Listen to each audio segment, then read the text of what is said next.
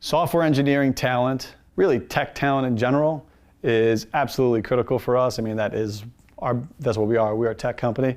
So here what you're going to see is some footage behind the scenes of us just jamming it out, trying to figure out how best to structure our engineering side, how many engineers we need, what type of cost structure, but what type of velocity we need to have as an output as well. In this session, you'll see a little bit of that back and forth between myself and some of our leadership. I mean, honestly, like a light squad with good engineers should be able to crush. Yep.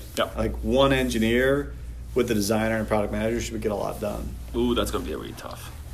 Yeah, but they can still get a lot done. Yeah, in general, what we try to have is like an onshore and then at least a front end and a back end offshore. So this sort of like that's where you get to 3. Yep. And then a fourth comes in usually with like any particular application. It's either going to lean more heavily front end or lean more heavily back end. So we may add another in whichever of those areas to try to offset so that they have a little more capacity. And that's where most of them get to about 4 engineers, and we cut them off. You try to get 4 local engineers? No, it's a mixture because Okay. we keep costs down. Well, I'll just trust you guys to figure out how to mix things up, Okay. It comes down to quality, and then after that, the second thing is just velocity. Yep. How much can people execute? If we can get people to overlap time zones better, man. Yes. I read a book on the weekend called just about remote work, trying to optimize, trying to figure out that. But one of the points they made on there is you need to at least have a 4-hour overlap to have effectiveness. Exactly. And that's a requirement. If you can't have it, it's just like forget about it. So I think we got to have these guys working at their time, 8 p.m. or so. That way it starts at around 10 a.m. our time. And I think the overriding point here is that we don't expect the teams to get larger until the organizations grow to a point where they need more people. Yeah. We're still going to keep talking to people, though. You don't ever want to be like running like the minimum number of people you need in order to function, because then somebody takes another job and you're hosed for a month. Yeah.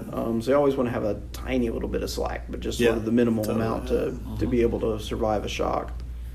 Yeah, one thing I just say is until a group finds market, keep them very constrained. They really, one designer, one product manager, one engineer. That's it. Let them find market. Yeah.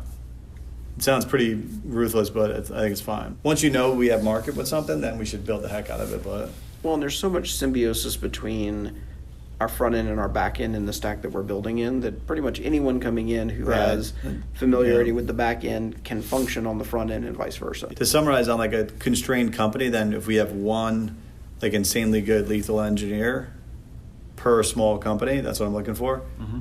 And you can get the equivalent via one junior guy and 2 external ones, and it's the same cost. And that's it. And however you want to spend that, you guys spend it however you want. But then we just keep people at bay a little bit until we know they're hitting market, and like that's confirmed with like Joe to Mike and stuff. And it looks like it's looking like a green light. Then you just recommend it up. Hey, we should get more people in. Sounds good. Thank you for watching. You get to see the inside scoop on how technology is actually built and be a part of this rocket ship. Be sure to spread the word and keep following us. Thank you.